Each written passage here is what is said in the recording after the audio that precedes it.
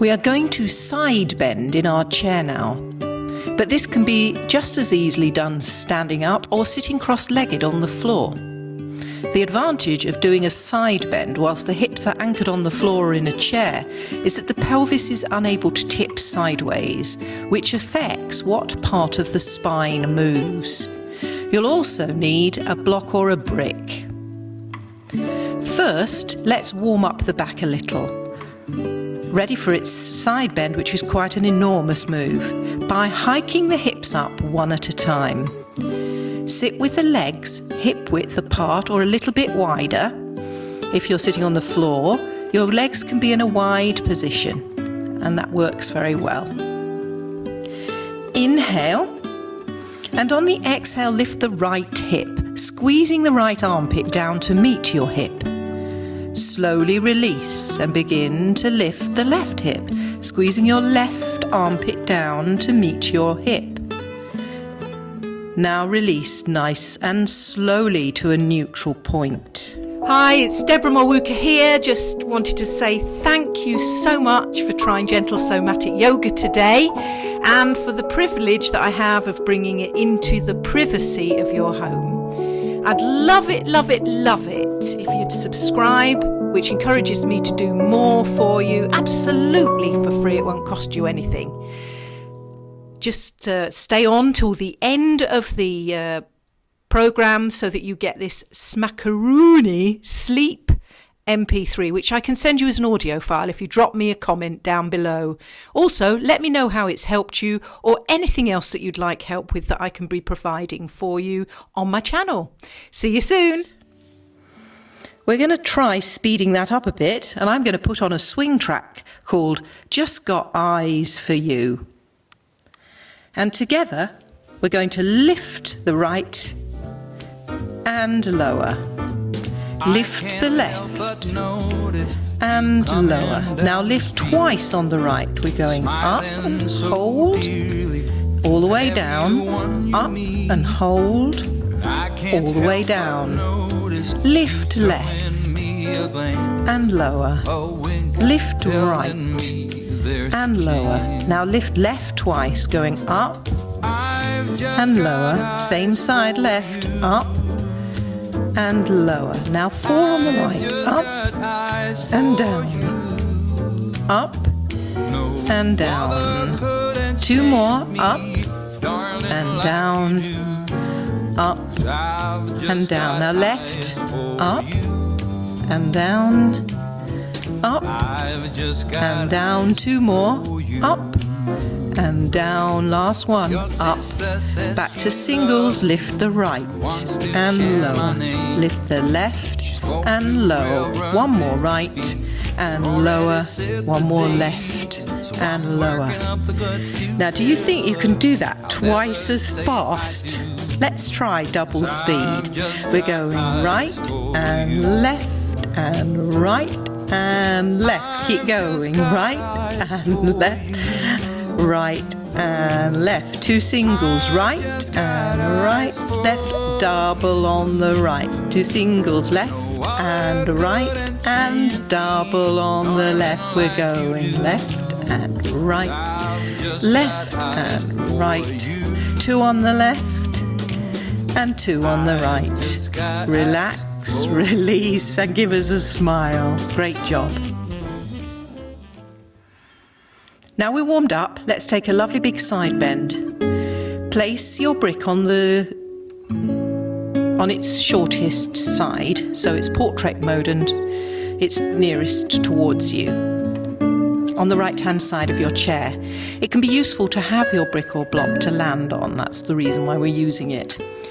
Inhale, exhale, and keep your chest facing forward. Begin to tip to the right. Keep the underside waist a little lifted as you tip. So rather than just collapsing in the underside waist, feeling the contraction in your obliques as you go. Reach your right hand onto the block or the brick. Then bring your left hand up overhead. Think about your left latissimus dorsi. Remember, it attaches to the left iliac crest, the top of your pelvis, all the way down the lumbar spine, part the way up your thoracic spine, so it's all in side flex, all working as you side flex now. To lengthen the muscle further, bring your attention to your left hand. Remember, the latissimus dorsi attaches to the inside of the arm bone, and it's stretched out when the shoulder blade is forward, so not pulling it back and down. We're releasing it up out of that position. Reach your arm out of its socket now, drawing it slightly forward of your body. Bend the arm slightly so that you can turn it outwards or externally rotate it, palm to the ceiling. In this position, one end of the lat is furthest away from the other end at your low back and hip. So it is now at its fully stretched point. Inhale. Exhale and see if you can tip sideways a little further. You can adjust the landing point by turning your brick on its side in landscape mode, or you may even be able to reach the floor if your arms are long enough. If you're sitting on the floor, you can land on your elbow, and to get deeper into the pose, you can slide it further away from your body. Now inhale. Exhale and return to sitting upright. Notice how you feel one side to the other by wriggling, side bending and hiking your hips. Let's try that on the left side now. Move your brick over to the other side in portrait mode.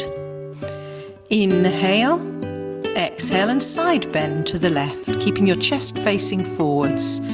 Notice how it feels in terms of ease of movement compared to the other side. We're usually more flexible lower down the spine, especially if we're dancers, and even more especially if we do some Latin dancing. The thoracic spine, however, is stiffened by our tendency to sit and move only in the sagittal or forward and back plane.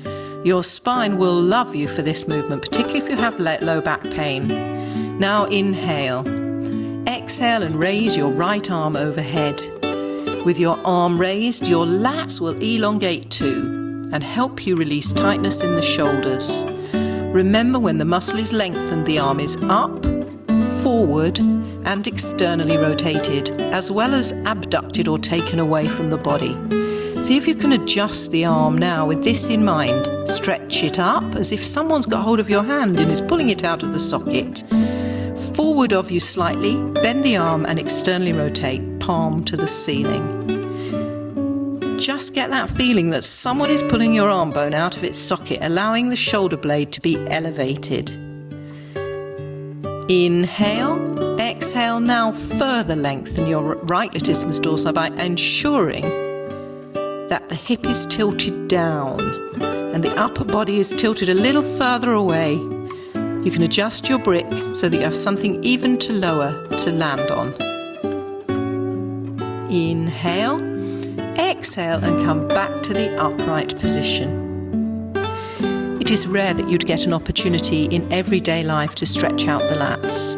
Remember that most of the time the opposite is true in terms of excessive daily shortening in the muscle, because we rarely sit in a level way, often learning to sit sideways at the computer or stick our legs up onto the couch and loll to one side. In this position, the hips are hiked and the waist is shortened, just as they are if you lie on your side in bed for 8 hours at night, which inevitably causes hip and low back pain. So this exercise is a very useful one if you're a side sleeper. And it's useful to be mindful when you're sitting of bringing yourself into an even posture, or even sitting the other way round from time to time, so it's not always lengthened and shortened on the same sides.